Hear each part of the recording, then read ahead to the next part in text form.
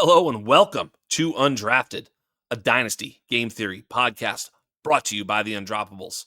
I am your host, Scott Belanger, a.k.a. Jax Falcone. You can find me on Twitter at Dino Game Theory. This is episode number 231. Let's roll.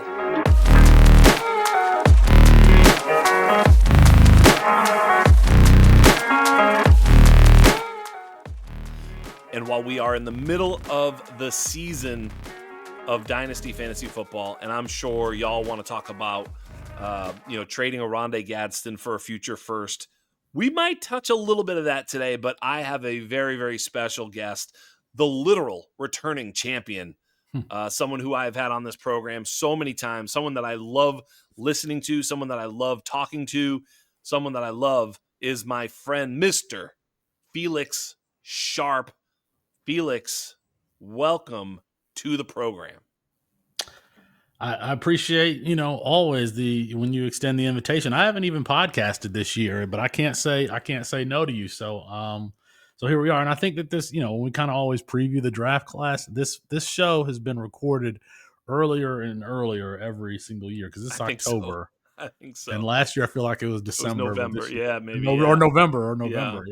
I look back you're right. I get the itch every time. I'm like, when do I get to talk to Felix? And well, it would get earlier and earlier, so much so that we would do two shows. We would do one earlier and then one, February or whatever.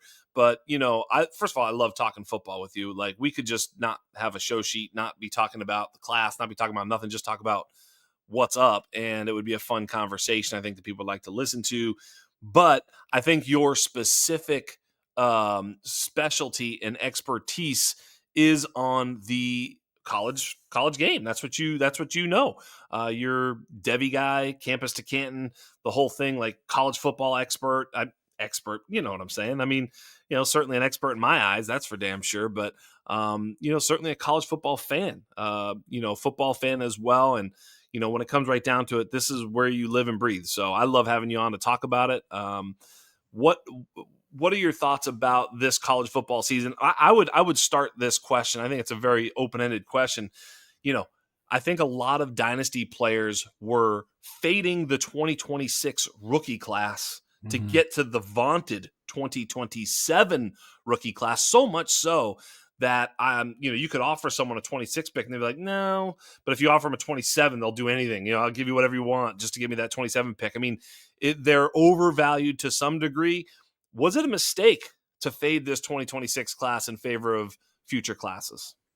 I think it probably depends on what you need, right? Like if you need a wide receiver, I think you can – first of all, people want 2027 because they want Jeremiah Smith. They want Ryan Williams. Like they see how dynamic those guys were as freshmen. But there are only two of those picks, right? All those guys are only going to be selected once. The 2026 class, however, it has some strength, especially at the wide receiver position with – I think Jordan Tyson's probably going to be the number one wide receiver taken, then Cardinal Tate, Chris Bell, Mekhi Lemon. I mean, that's a really strong top four. The quarterback class probably looks different from what we thought it would look like at the beginning of the year.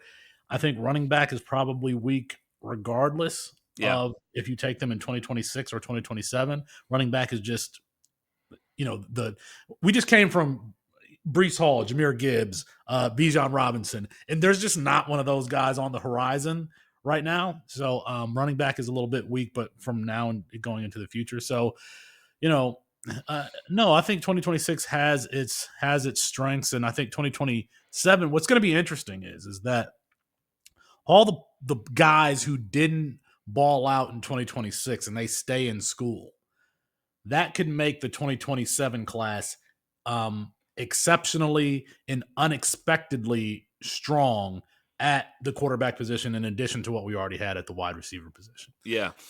Well, as I start to dive in, I remember last year when we did this show, I was asking you about wide receivers and I was like, and we just couldn't get too excited about certain wide receivers. I was like, man, this is it, and it turned out to be a little bit of a down class at the wide receiver position. In hindsight, of course, now everybody's going to say they had Emeka Egbuka as their wide receiver one, which they, of course, did not. They didn't. But I remember having the conversation Luther Burden or Emeka Egbuka, and we were talking about Travis Hunter being a potential player that was a wide receiver one type, and Tedero McMillan.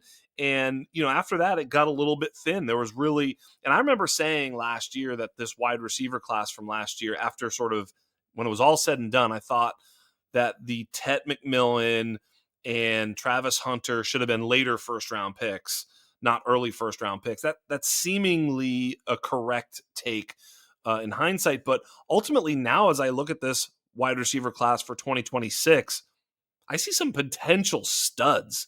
Yeah. Yeah, well, I was going to say the other thing is that it's outside guys, right? Yeah. Like, and outside guys are to me the ones that they're system independent.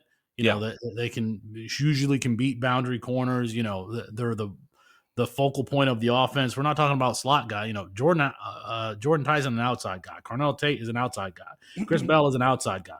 Guy Lemon, a slot wide receiver, but still, I mean, for the most part, like these guys are the guys at the top of the class are going to be playing that X wide receiver position. So I think that that's a little bit different than what we've seen in years past. Yeah, and let's. I guess we can start right at the top with this. Well, actually, before I do that, let's dive in. Let's talk a little bit about some of our takes, because I think, first of all, your Luther Burden take last year was a little bit shocking for some. I think a lot of people, liked Luther Burden, as I did. I did have Emeka over Burden. That is clear. I mean, we had a mock draft, and you kept not taking Luther Burden because you wanted to see where I was going to take him, and I was just going to let him keep falling. Yeah, that's exactly right. Yeah, I was like, when's this happen? I think I had Emeka over Burden. I thought that was the sort of the question that the ADP was figuring out, and of course, I think it ended up leaning Emeka, which was correct. But I thought a lot of people were high on Burden and still maybe are. I think his landing spot probably saved people from overdrafting him. I think he could have been drafted much higher if he wasn't behind Odunze and DJ Moore, etc. But see, I thought that his landing spot made me like, if there was any place where he was the perfect fit, it's with Chicago because of Ben Johnson. Ben Johnson has this way of taking a square peg and putting it in a square hole. He's not asking Amon-Ra St. Well, when he was the offensive coordinator of the Lions, he wasn't asking Amon-Ra St. Brown to do anything other than run that drag over the middle, run that in route over the middle. Jameson Williams was running deep, and Sam Laporta was doing his thing, and Jahmyr Gibbs getting on the edge. Like he was perfect at creating roles for specific players, and so for that reason, I'm like, oh, Luther Burden in college has been around the line of scrimmage guy. If there's anyone who understands a player's strengths and weaknesses as demonstrated, it's Ben Johnson. So I actually think that's a crowded wide receiver room relatively. Yeah. I know that like Olamide Zaccheaus is probably taking some of his snaps. You don't really like that, but I mean, I still despite being down on Luther Burden, in especially in comparison to consensus, I thought that landing with Ben Johnson was you could not have a more perfect landing spot. Now, it might take a year or two for him to actually develop that role, but I would go trade for Luther Burden, to be honest with you, right now, because eventually I think he is going to be in that slot role. I will tell you, I have a couple of spots where I roster Luther Burden in Dynasty. I've resisted trading him away for anything less than the value of a future first. If I'm not getting a second or something like that, I'm just not interested in trading him away for that. I think the potential upside is there for him. But yeah, that was great. How about, if I'm going to give you some credit, I got to give myself some credit for the Jaxson Dart. I remember 2 years ago we did this show, and I was like, is Jaxson Dart good? And you really didn't have an opinion in your defense. But in my defense, I've been knocking on this Dart door for quite some time, eh? Yeah, no, you did. You were on that boy Jaxson Dart, and I'm glad too, because I got him in our in the Dynasty Game Theory Invitational. Well, maybe I should offer you a trade or something. I don't know. Maybe I can make it work. Everybody's stingy in that league, but for sure.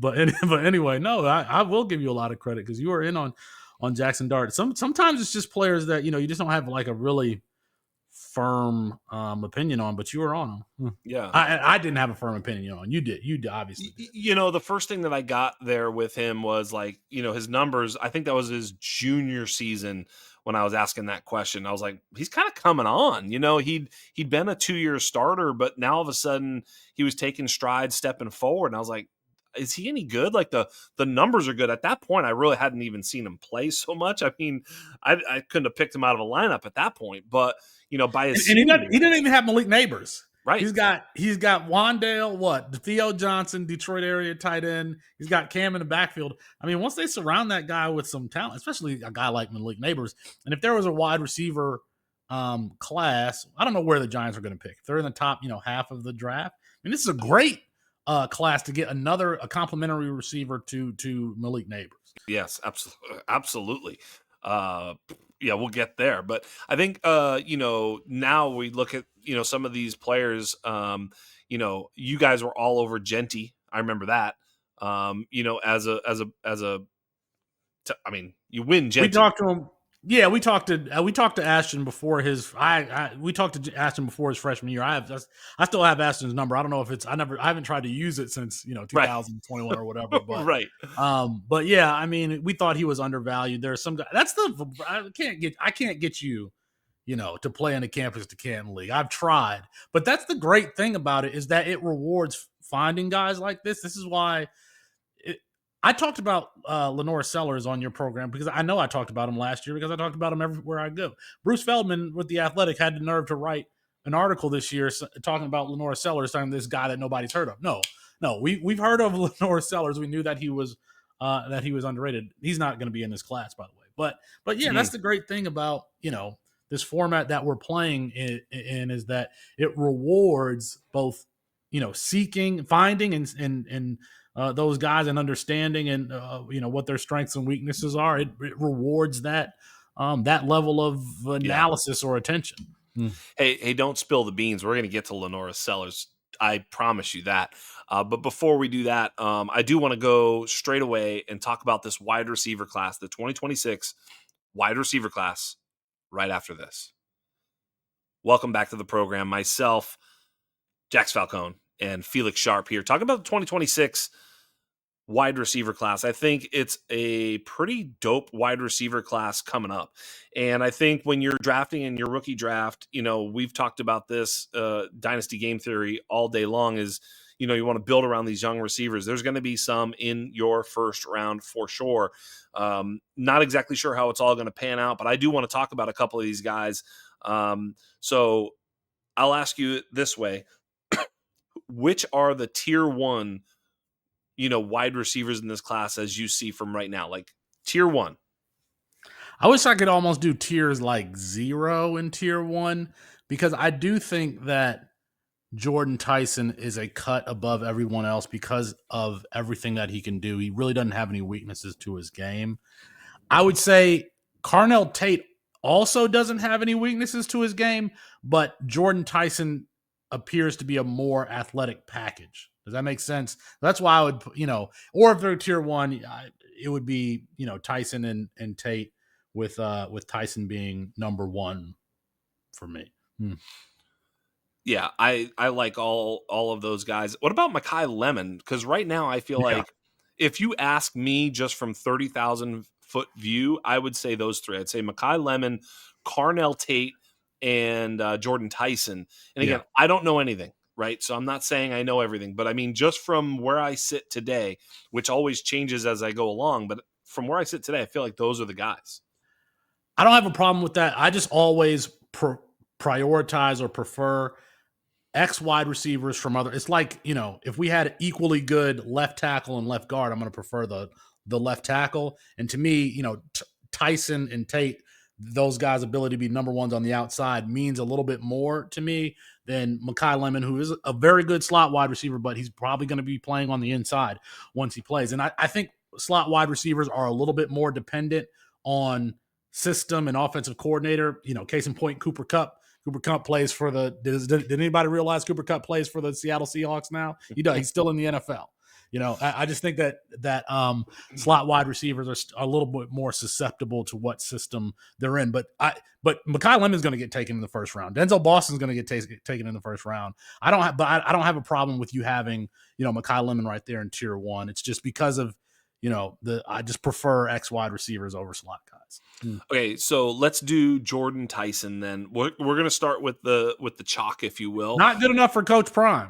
You remember when Coach Prime had all that speech about bringing in his Louis when his first year at Colorado? I'm sure people remember that. One of those players was Jordan Tyson, he exited from Colorado. You can look at Jordan Tyson's freshman numbers there at Colorado. He had like 700-yard receiving. He ended up tearing his ACL late in the year there, but he could have been. Just imagine Jordan Tyson and Travis Hunter playing with Shedeur Sanders last year. That wouldn't have worked for Coach Prime though, because he wanted to highlight Travis Hunter. But Jordan Tyson, yeah, he was there. He was there for Coach Prime's taking. Wow, that would have been something. Yeah. Well, tell me a little bit about what you think of Jordan Tyson, and I'll pepper in my novice opinion as well. I just always like separators, guys who can get away from DBs really easily run crisp routes. A couple of years ago I was really high on Ladd McConkey for that same reason, but Ladd McConkey, an interior guy, but there's no route that Jordan Tyson. If you want him to run a slant, he can get open on a slant. If you want him to run deep, if you want him to run double moves, if you want to throw him the back shoulder fade in the end zone. Once you get to the red zone, you can do that. Like he's just so versatile, and he's completely recovered from that ACL injury now, 3 years ago. I don't really know what to say, other than there's no, like, he's going to be a number one. There's no route. I think he's similar to Devontae Adams. Like Devontae Adams he's still going to play another 3 years because he's a technician at the position. Right. I think that Jordan Tyson is going to have a super long career because even after he loses his athleticism, he's still going to be able to separate like a Keenan Allen, like a Stephon Diggs, like a Devontae Adams. He's on that spectrum of player, like these guys that you consider to be elite route runners. That's what I think that Jordan Tyson is.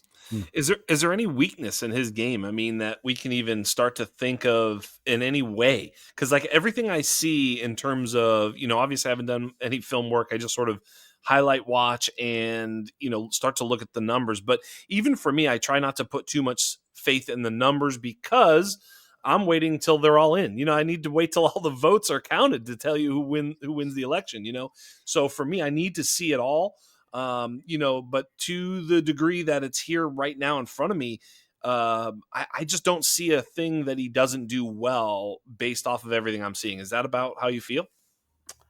That is how I feel. I think anytime you're talking about somebody who's lining up in the boundary on the line of scrimmage, like, can they do that in the pros, right, with more physical corner? But the rules have been leaned so towards the offense now that I don't even know if that's necessarily a concern.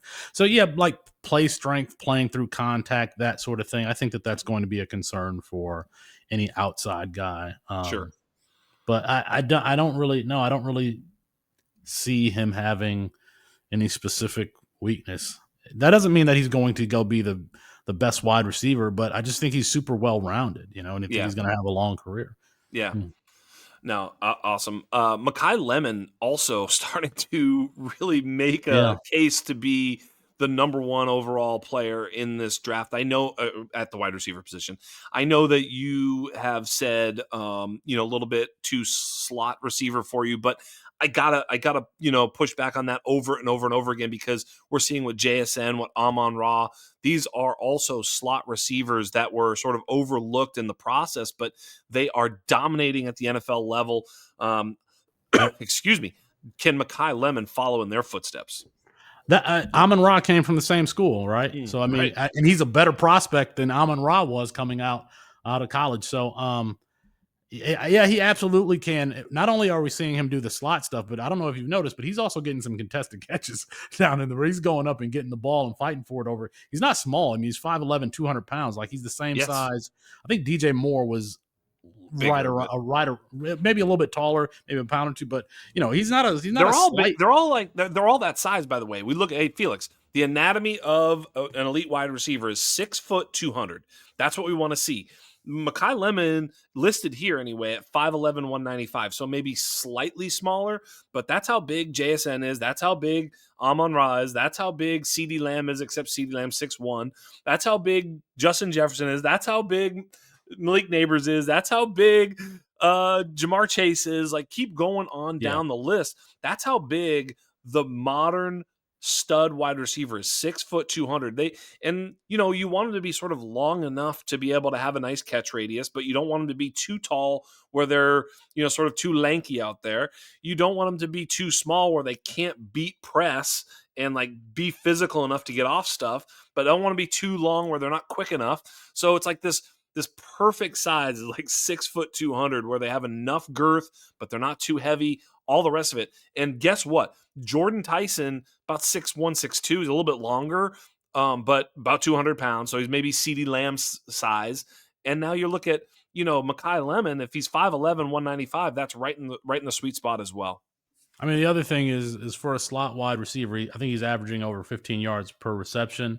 My concern for, again, anytime it's a slot wide receiver, I don't know if we're going to talk about Kevin Concepcion, but Kevin Concepcion at Texas A&M now, when he was at NC State, he was very much used in the gadgety way, and that's always a huge red flag for me. So That's not the case with Lemon. Like, you see him being deployed down the field, getting the ball down the field, catching those balls from Jade Mayava. And so, yeah, I mean, can he be JSN? Can he be Amon-Ra St. Brown? He can be. Yeah. When I first put my, list together of these wide receivers, I had Tyson and Lemon in their own little tier, and then Carnell Tate in his own little second tier, and then everybody else. So, whether that's correct or not, I'm not even exactly sure at all. But I do know that I'm sort of seeing these three as, highlighted top of the list type of players. And historically, I think they're starting to fit in really, really well. As if you look at, one thing that's, you can maybe speak about this a little bit with Jordan Tyson: transfer, injury, 4-year player. None of those things are bad on their own, but when you start to put them all together, tell me a little bit of the story of all of those things. I mean, I don't even remember if he was being talked about as coming out early last year. Do you? I mean, I know he had good numbers, but what was the reason he came back? I want to say last year at the beginning of the season, he may have also been injured, and he kind of exploded at the end of the year. But he transferred to Arizona State with that injury, still rehabbing from that injury. And you can correct me if I'm wrong, but he might have missed an entire year. I could be mistaken. 2023. So he did miss the 2023 season. Yeah. So that's kind of like, a delay in his development or a potential red flag, but he was trying to get healthy. Right. And I think he's shown us the last 2 years that he's been healthy. I mean, he's been at the forefront of this kind of resurgent Arizona State program with Kenny Dillingham, and Cam Scatabo was there last year. Sam Levitt, the quarterback, is probably going to be somebody who's taking on day 2, day 3. So, I mean, I don't have any questions about his injury as long as he's showing me that he was healthy. I know that it's still like popular to like shit on seniors, but I thought after like Chris Olave and then at the quarterback position, Bo Nix and Michael Penix Jr., like that, we don't care about that anymore. So I don't care about the fact that he's a fourth. We don't care about it. We just wanted to put it in its place, right? A guy who couldn't come out because he wasn't good enough is not the type. Like, Olave could have come out. You know what I mean? Like, Devontae Smith could have come out. These were players that were clearly good enough, and then when they stayed, you're like, I guess they decided to stay, right? As opposed to, you couldn't because nobody thought you were good enough last year. So those late risers sometimes are a little bit of a red flag for production in the NFL. But yeah, he's let me just look at this here real quick. He is 90. He's like, dude, he's 32% target rate right now. I mean, just absolutely, that Jordan Tyson, that is. Yeah, he's got, I mean, the targets, he's got 17, 11, 8, 11, 11, 16, 16 targets in each game. I mean, he's just a target magnet, which certainly is exactly what I'm always looking for at the next level. I want guys that have earn targets.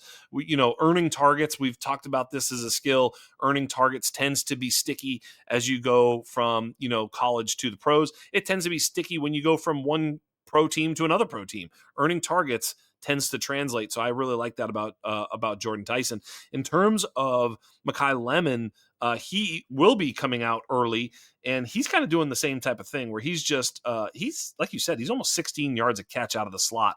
Absolutely unbelievable. So he's a bit better in terms of, his sort of per target, per route run metrics. And that's what makes me think that he might even be, certainly at this particular point, I think if we were to run the UN score wide receiver model, I think Mekhi Lemon would be the wide receiver one in it. And especially when we talk about the Amon-Ra JSN sort of mold, we really, really like that in fantasy football. So Mekhi Lemon could very well be the wide receiver one when it's all said and done for us. Talk about Carnell Tate. He's been impressing as well. Obviously comes from, wide receiver U, or at least one of them. There's two of them, but one of the wide receiver U's. Tell me a little bit about Carnell Tate and what you see there. Yeah, I was just looking at the 2023 24/7 rankings because I'm pretty damn sure that Carnell Tate they had a class. Ohio State always has a class of 3. Yeah. 3 or 4. And you're talking about 4 and 5-star guys. I'm pretty damn sure that he was the lowest rated out of all of the guys in their class. But the thing is you started hearing really early in training camp. They have this thing called Black Stripe or whatever at Ohio State. You started hearing early that Carnell Tate was going to lose his black stripe, which means that you're officially a Buckeye now, and that's a significant deal in their culture. So for him to have been a lower ranked freshman wide receiver, not the top ranked freshman wide receiver in that class, but for him to have been the only one that we were hearing buzz about we thought was significant. The only thing that we weren't really sure of is what his athletic profile was like. I'm not sure that athleticism matters as much at wide receiver as it does at other positions, by the way. It doesn't. Yeah. But yeah, the only question that we had, I think about his profile is, could he be a number one? Because he had always been Robin, right? Yeah. Whether, Ohio State always has somebody, most recently Jeremiah Smith. And I think that he's shown in the last couple of weeks that he can absolutely be, a number one wide receiver, including the game against Wisconsin this week, going over and getting a pass over two corners on a jump ball. So he was an overachiever to start, and I think I like that a little bit about Carnell Tate, and he's kind of shown, again, a well-rounded skill set. Another guy who can play X and who can separate. This is kind of like 2019 LSU, where you had Jamar Chase and Justin Jefferson and the guy who was drafted by the Panthers. I forget his name. They were all on the same team. Terrace Marshall. Yeah, there we go. Terrace Marshall. That's right. This is a similar situation with Tate and Jeremiah Smith. But I think, Tate is really showing out here recently. So again, because he's one of those outside guys, he's just my number 2 wide receiver, because he can get 10, 12 touchdowns in a season. Well, yeah, he played in his freshman season, he plays with Marvin Harrison Jr., Emeka Egbuka, and, shows out pretty well. I mean, he only has, 264 yards, but whatever. But then last year plays with Egbuka and Jeremiah. This year playing just with Jeremiah. So he's played with some sort of an alpha predator every single year. I mean, that's tough. I think if you put him elsewhere, maybe, he could get a little bit bigger piece of the pie. Cause I think when we have a criticism of him, it's maybe, okay, he hasn't earned as many targets. Well, it's really tough to earn targets alongside of Can I say something about that though? I don't know if I've ever talked about the year 1-0 theory here on this podcast, but it's a theory developed by Austin Nace and Chris Moxley, my guys over at Campus to Canton. And it basically says, if your freshman wide receiver doesn't hit a few minimum thresholds their first year, then their likelihood of being relevant in the NFL is virtually none. And it doesn't matter if they've been injured, if they have a crowded wide receiver core, whatever, it's minimum thresholds, like 10 receptions, 100 yards receiving, 5 kick returns. These are very minimal thresholds. And you just read about the depth chart that Carnell Tate was on his freshman Yeah. season, and he easily cleared several of those thresholds. Yeah. That would lead you to believe that he has the potential to be a future wide receiver. So this is something that, and there, if you just Google year 10 theory, the article will come up explaining what it is on Google. It'll on Campus, that article by Chris in Austin. But I just think it's significant to note that, this dude was showing that he was a dog early as a freshman, when he's got two first round wide receivers on that depth chart, and he's still getting playing time and still making things happen. Yes, sir. I agree. I mean, look, in the anatomy of an elite wide receiver, we look at, freshman and sophomore production. The only thing that sort of screwed that up a little bit was COVID, because you had some players who their freshman season got nuked because they didn't play and this and that. So the sort of uniformity of freshman output Roma was, Dunze, Jalen McMillan. I mean, those guys in the Pac-12, they only had 4 games. yeah, So in the Pac-12 or whatever it is now. So yeah, those guys. yeah, whatever. Right. But yeah, absolutely. It's one of those things where, when you see that sort of irregularity. But other than that, man, I'm with you. If you're going to come out and produce early and often as a wide receiver, it matters. And early college production matters probably most at wide receiver. Probably, I don't know about quarterback or running back next, tight end. It doesn't matter at all. So let's look at the question I'll ask you is very simple. After those 3, if you had to pick a guy for your life, who is it? It's probably Denzel Boston at Washington, but he's going to be right up there with. Wait, we're not done talking about the wide receivers, are we? You're not going to switch to another position, are we? No. Okay, there's still a lot of guys to talk There's a about. lot of dudes. I think it would be Denzel Boston because, I just like the big body types. He's probably bigger than what you want to be. He's probably 210, 215, 6'2". And he wasn't a super early producer because of Jalen McMillan and Roma Dunze were there. I think he might have redshirted his freshman year. But he's playing excellent now, and he's getting downfield. And, I kind of like these big body types. So Denzel Boston out of Washington would probably be, number 4 or 5. I don't know what number we're at, 4 or 5. 4, yeah, I guess. Yeah. Interesting. Well, you mentioned Chris Bell. Mm-hmm. There's a number of guys. The 2 guys at Indiana are interesting for sure. When you talk about Elijah Surratt and actually the guy who may be even more interesting, I don't really know, Omar Cooper. Both those guys are somewhat interesting to me. What are your thoughts about those 2? I don't have a lot of thoughts on Cooper because I'm not watching a ton of Indiana football. I should be, given because we're gonna get there. What they've been doing. Who was the other player you said? Well, Chris Bell? Well, Chris Bell, but I mean, even Elijah Surratt. I know a lot of people have been getting excited about him. And look, here's the thing: we probably should be watching Indiana football because of Fernando Mendoza, right? Who we're talking about. Which quarterback is going to be going first, and likely going to be Fernando Mendoza or someone else that we're going to talk about in a little bit. But Fernando Mendoza is really lighting up the scoreboard with Elijah Surratt and Omar Cooper. So I wonder if they're all good or if someone is propping up someone there. I'm not sure. I know Fernando Mendoza is good. Right. I know whether or not Elijah Surratt or Omar Cooper Jr., whether or not they deserve to be in this conversation here. Let me say it this way. Every single year, you throw out a couple of players for me that I didn't realize had potential NFL value. A couple of years ago, it was it's been Sky Moore. It's been Malachi Corley. What's his name? Kamani Vidal was a player. I'm like, yeah, I know this player from a college fantasy perspective, but I didn't realize people were thinking about them from an NFL perspective. Surratt is a player that I know a little bit better because I have him rostered a lot of places, and I followed him since he was at James Madison with Kirk Cignetti, who's the coach there at Indiana now. The problem is going to be athleticism. I think he's probably a day 3 guy, still an outside wide receiver, productive there in the system, but to what extent? He was productive when they were at James Madison, right? And he's got the same coach now and a better surrounding cast. So to what extent is he a product of that system?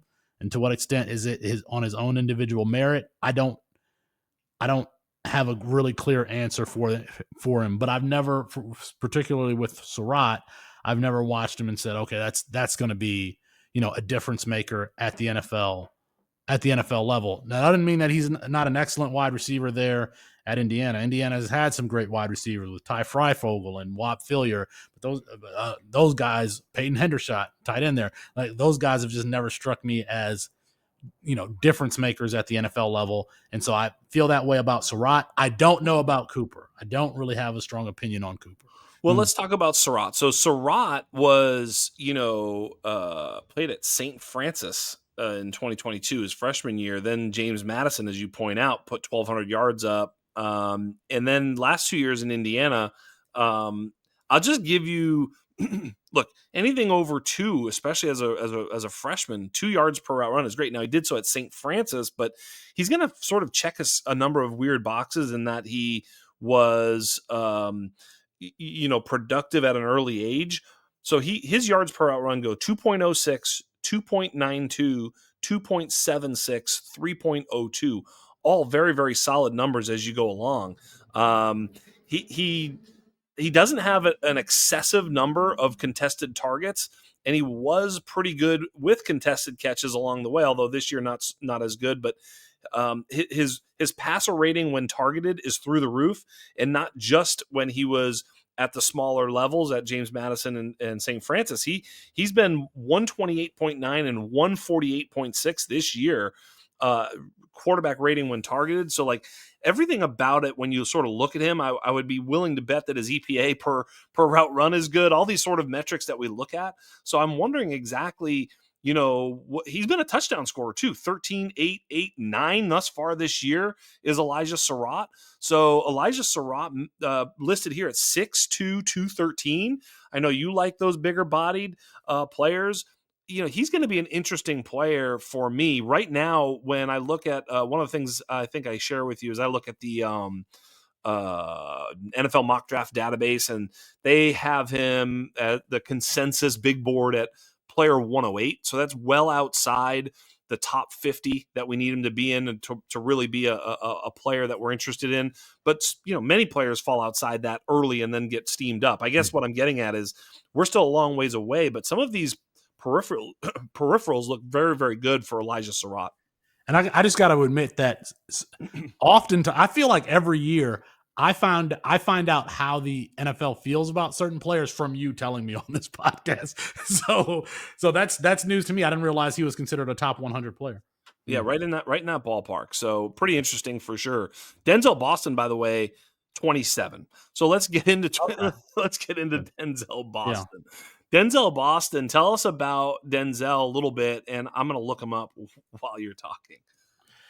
Denzel Boston, so Washington was one of these programs where we kind of just first started the company, and we liked Rome Odunze, we liked Jalen McMillan, and then the next year or the third year, there was this kid that we were hearing about, this bigger body kid, Denzel Boston, who was somebody to watch out for. Shout out to Colin Decker. Colin's probably the first one I heard talk about Denzel Boston. And when he's gotten his opportunity, thanks to Jed Fish, they're playing in a wide open system.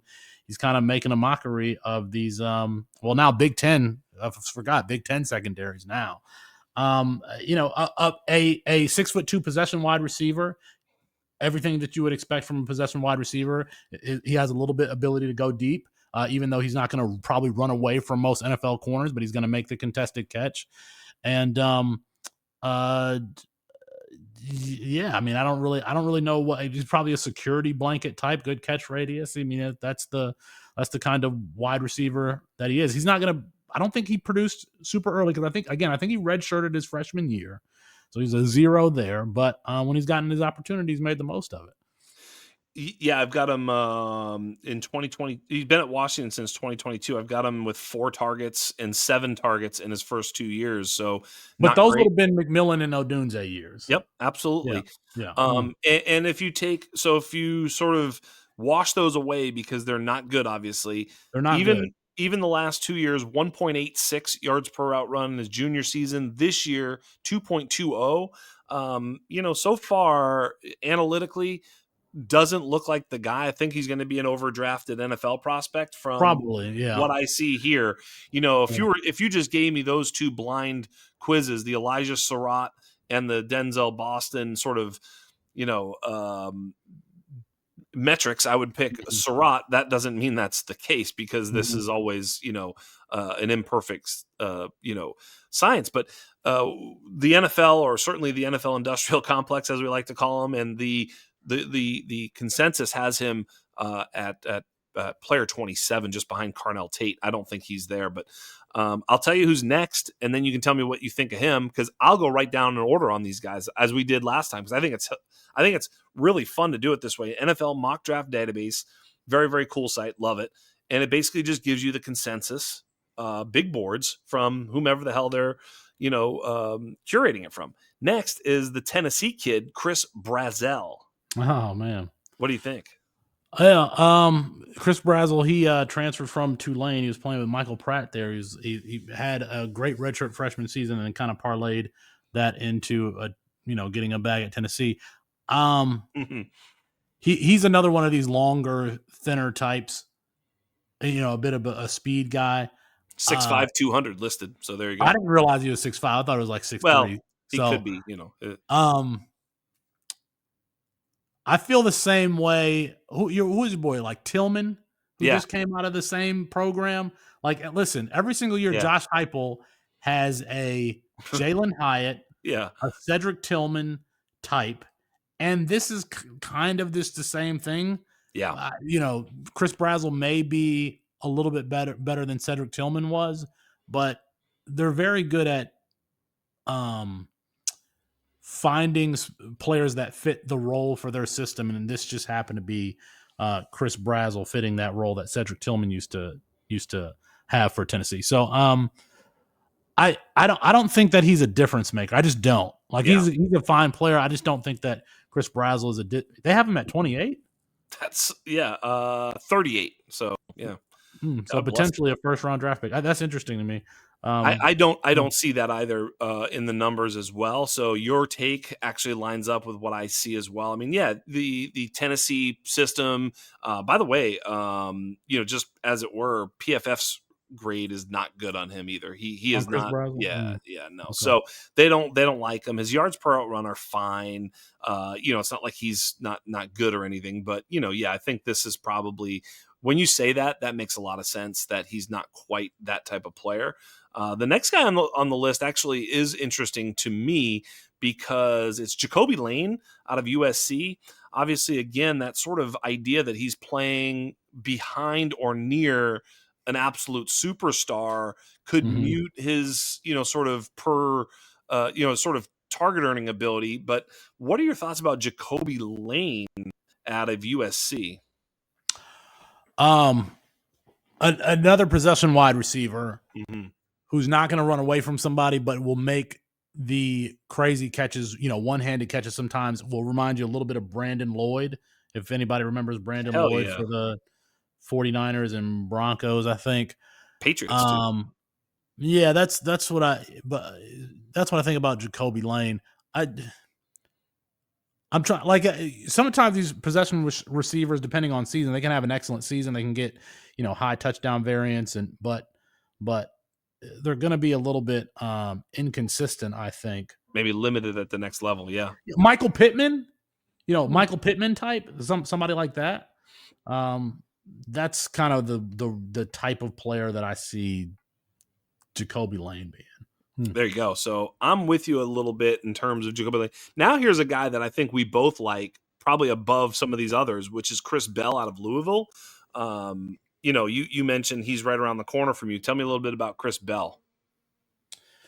Yeah, this is one that, so first of all, he came on the scene for us before he was a freshman, because when they were playing in high school, he did like 150 and 2 against Travis Hunter, and nobody was doing that to Travis Hunter at the time. So he's a 3-star player that we had our eyes on, especially because of the size. 6'2", 220. We're talking about 220, 225 for Chris Bell. So a player that we've had our eyes on for a long time. He's finally broken out in Jeff Brom's system, and if you see how he's being used, It's on route concepts that don't require him to change direction a bunch. So we're talking about, drags that drag over the middle that you sometimes you see on mesh where one guy's running across the field, and then he's just, once he gets going, he's really explosive and he's tough to bring down. He can run like a running back, like a truck, like a Nick Chubb or something like that after he has the ball in his hands, after he has the head of steam.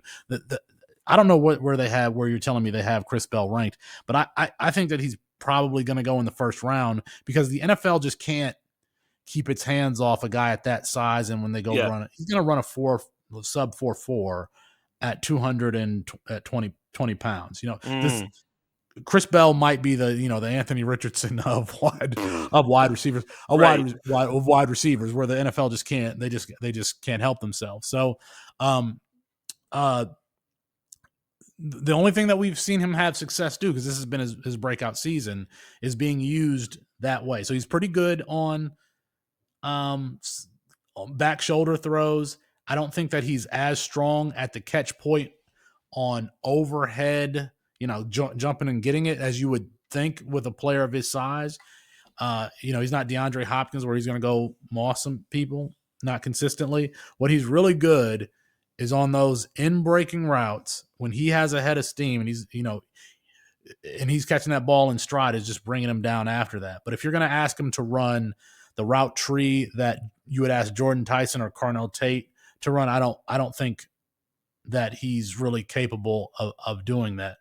But all that being said, I think that when he goes to the combine and he weighs in at what he weighs and he takes off his shirt and he goes and runs a 4.39, he's going to be taken in the second half of the first round, probably, between 25 and 32 somewhere, just because of how he's going to test. And again, that breakout season. It's funny because Chris Bell, probably had the most successful campaign against Travis Hunter in high school, and that was foreshadowing because Travis Hunter had trouble with big wide receivers in college. Elike Amayor hit him for 272. Yeah. Teteroa McMillan got the best of Travis Hunter. So yeah, that's Chris Bell. If you watch his tape, he's not doing the wide receiver stuff that you see from Carnell Tate or Jordan Tyson. What they're doing is they're getting him the ball on these drags, him running across the field, and he's just turning it up, and safeties and cornerbacks don't want to tackle. There's a number of these wide receivers. I think we do this every year where we get to them and we say they're a little bit limited at something or another, where they're just not going to be the superstar. And it's funny, of course that's correct, right? Because we can't have that many superstars. One of the guys that I think is the Isaiah Bond of this class is Zach Branch. Are you with me on that one? Yeah, Zach Branch was fun. I wrote the profile on Zachariah Branch. So Zachariah Branch was compared to Tyreek Hill coming out of high school. Right. But when he was at USC before he transferred to Georgia, like his ADOT was like negative a lot of games, or right around the line of scrimmage. Right. Like, why is it? It's just always a red flag when the player is not being deployed downfield. Right. Zachariah Branch is one of the best kick returners in the country. So regardless of where he's drafted, like, your special teams will see a market improvement, because he is that dude returning kicks, returning punts. He's very good. As a traditional wide receiver, he's having some improvement this year at Georgia. I still kind of think he's a nothing burger. He's a guy that we could potentially see return to school, because I'd be surprised if he was a day 2 draft pick. That would surprise me, to be honest with you. Right. But if you like the stopwatches and the speed and that gets you excited, Zachariah Branch would be a candidate to be the fastest player at the combine regardless of position. Right. But that didn't make him like a impact player for your fantasy team. Not at all. That's right. As a matter of fact, by the way, ask people that have him rostered in Campus to Can't Leave if he's an impact player. Right. No, he's not. Yeah. He's not. He's got 2 touchdowns on the season, so not good. But to your point, his first 2 seasons, his ADOT was 6.3 and 6.7. Not very good. I don't know if that's good or not. Okay. No, it's not good. Like, you're talking 10 is about good. Anything downfield, think about it. 10 yards downfield, then you start to get into downfield players that are 15 to 20. They're really probably, that's Jameson Williams types where they're definitely targeted down the field, but low catch And you would think, percentage as and not fast as as many Zachariah tackles. Branch is, you would think that he could be a Jameson Williams type. But there was a quote from Lincoln Riley last year. At some point, he said he has to learn how to play the wide receiver position, which is a huge, huge red flag for somebody in their second year there Yeah. under Lincoln Riley. So, and then he transferred to Georgia. So, And to that point, I'll take it a step further. 6.3 and 6.7 this year. It's 2.8. wow. Wow. Yeah. So, obviously not a real boy. He's Pinocchio. So, Yeah. good for him though. Good for him. Bud Elliott at CBS Sports, he posted a question this offseason. He said, can Zachariah Branch be the number one wide receiver for the Bulldogs? I quote tweeted that and said, absolutely not. He cannot. He cannot be. No, he can't. No. He could be the number one lowest, ADOT player in the entire league. Okay. Your guy, Kevin Conception, who Zachariah Branch wishes he was, right? I mean, Right. that's basically the guy he wishes he could be. Tell me a little Right. bit about KC Conception. Another overachiever who kind of popped so he was at NC State and he was like the focal point of the spring game. Now, I know this is narrative stuff, but if a freshman just got on campus in January and by the time April rolls around, they're heavily involved in the offense, that's a big deal to me because I'm trying to win on the college side. So a college player doing that is a big deal. So Kevin Concepcion, that's what he was doing. Now the problem was and I hope you tell me that the stats back this up. They The will. problem was at NC State, he was being used around the line of scrimmage. He was being used on jet sweeps. He was being used kind of like Zachariah Branch. And so it was like, as good as this player is, I just don't know if he's going to have a future at the next level because of this gadgety way that he's using it. But to his credit, when you bring up Kevin Concepcion and Matt Waldman, and Waldman loved him looking at his freshman and sophomore tape. Then he transfers to Texas A&M, and now he is being deployed a little bit away from the line of scrimmage, which Texas A&M has an excellent wide receiver core. You ready for this? And you ready for this? Let me. Hopefully that is backed up by the numbers. Let me just make you look like the smartest guy in the room. Hold on. So he played 2023 and 2024 at NC State. I was going to ask kind of what happened because he went from 105 targets to 88 in his first 2 years at NC State. He went from 845 yards to 460. So he kind of fell off. 10 touchdowns to 6. His yards per route run as a true freshman, 2.32, which was great. His yards per route run in his second year, 1.29, not as good. So I was like, what really happened? Well, he transferred. Well, to your point, his ADOT in year 1 was 8.5. His ADOT in year 2, 6.9. His ADOT so far this year is 14.3. So you are absolutely 1,000% correct. And his yards per route run, best in his career so far, 2.62. Really, really good. So he's. I want to say this about Concepcion. So Amon-Ra St. Brown was taken in like the 4th or 5th round. Yes, sir. We're comparing guys who are going to be taken in the first round to him this year. To me, if there was an Amon-Ra St. Brown who was going to be taken in the same range, it's somebody like Kevin Concepcion. Like he might be a 3rd or 4th round draft pick, but produces like Amon-Ra. You want to know what's crazy? I've been jumping around a little bit, but back to the NFL mock draft database, they have him as player 57. So that would be firmly into the second round. And if he's a second round pick, and if he can get top 50 draft capital, that's great. So I think he's kind of like, the inverse of Jacob Cowing, who, was first started with, being all over the field and then transferred and was close to the line of scrimmage, and so this guy's going the other way. He's sort of growing as a wide receiver. And, Tez Johnson, who we might as well, ring the bell on a little bit here. Tez Johnson went ahead and just, showed that he can do it at a small size. I mean, Concepcion's bigger. They list him at 5'11", 190, which, like you say, if he's a little bit closer to an Amon-Ra size, my God, this could be an absolute win. But Concepcion also, is it possible he doesn't come out? Maybe, but he would be an early declare coming out. By the way, I don't think Zach Branch comes out. How's that? I mean, he's not coming out this year. That's my prediction. I don't even know anything about anything, but that type of profile can't get drafted that high. But Kevin Concepcion could, and I just think that's the type of profile that could be a target earner at the next level for sure, potentially. Yeah, because he's shown he can play the wide receiver position and not just win on schemed up stuff. Right. That's important, which is why if Zachariah Branch fell to the 7th round, that wouldn't surprise me because he's never won on anything other than schemed up stuff. And when I say schemed up, I mean just to think about like how Jarvis Landry was used for the Miami Dolphins, like right around the line of scrimmage. So, Kevin Concepcion. Matt Waldman was right on two things. And we've had this conversation, over 2.5 years, 3 years. Right. He liked Kevin Concepcion. I was like, he reminds me of Laviska Shenault. And he also liked Quinshon Judkins over Nick Singleton. And that was their freshman year, right? So, and he's obviously going to be correct on both of these calls. Yeah, that's a win for sure. Let me see who else I wanted to talk about. There is a player who's not having a great year that I think that needs to be mentioned because the NFL draft community tends to like talk about players that are having good years. Yeah, Eric Singleton, who's at Auburn right now. That was next. That's good. Oh, okay. So Eric Singleton, when he was at Georgia Tech, was the Hollywood Brown, Jameson Williams type. And you saw, and I can't. He had an excellent freshman season. He's a little bit smaller, but you just can't. He just got the speed. Yeah.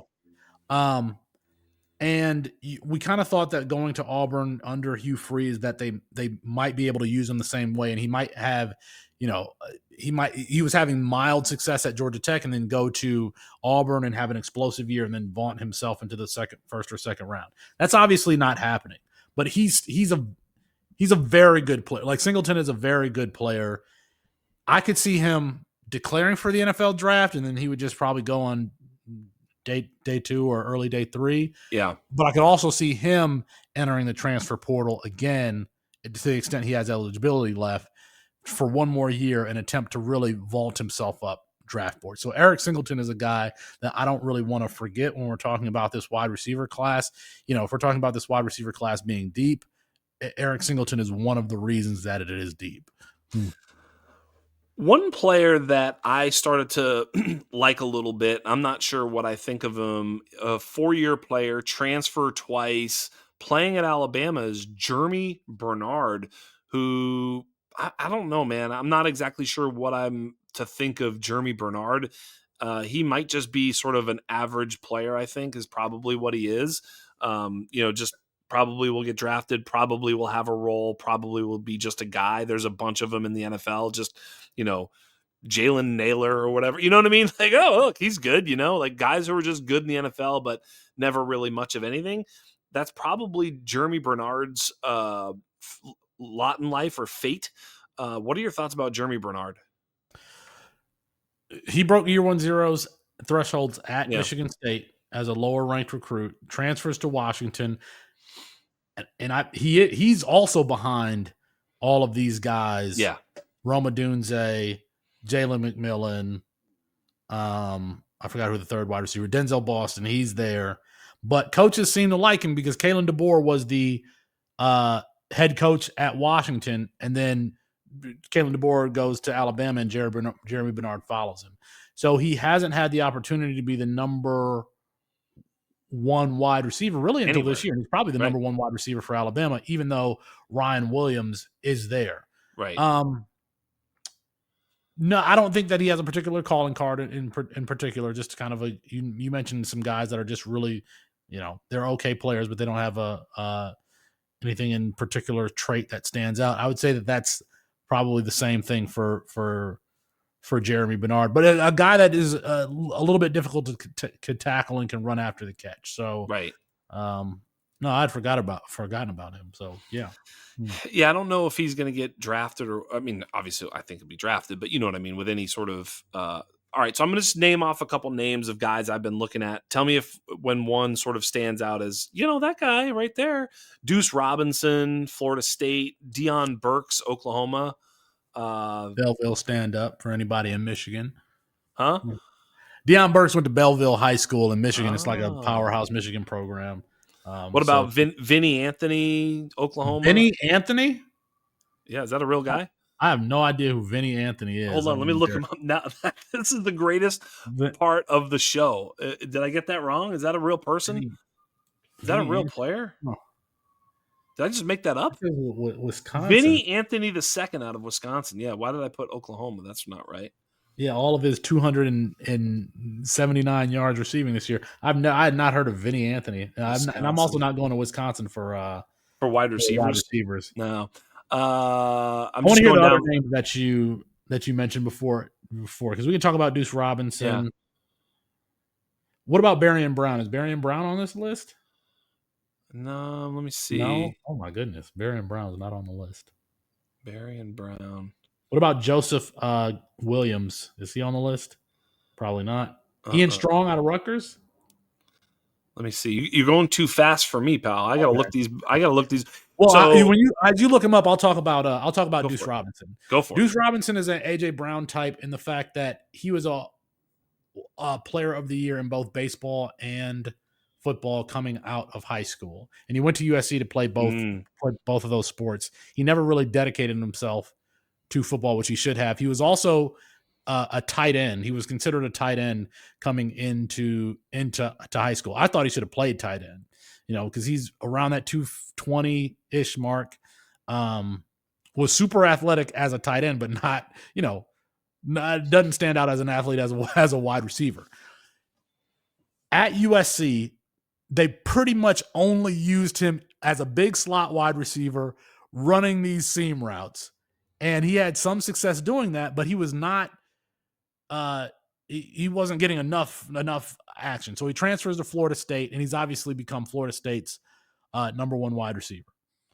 And kind of doing some of the things that you would expect from a big 6'5". I think, oh, by the way, Deuce Robinson, I think, is 6'5", 220, if I remember correctly. He was an outfielder, first baseman in baseball before he gave that up. And